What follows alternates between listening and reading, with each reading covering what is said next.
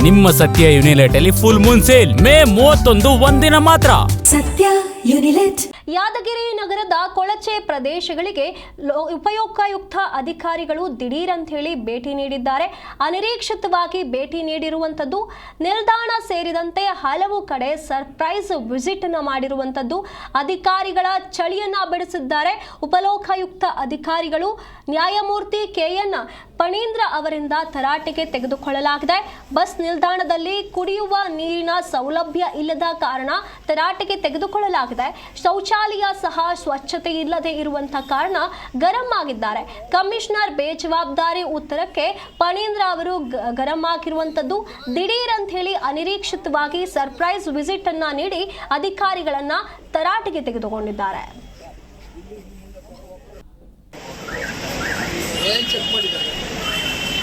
ಇಷ್ಟೊಂದು ಜನ ಹೇಳೋ ಸುಳ್ಳು ಅಂತಲ್ಲ, ಹೇಳೋ ಸುಳ್ಳು ಬರಲ್ಲ.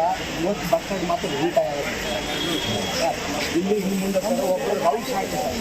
ರೌಂಡ್ಸ್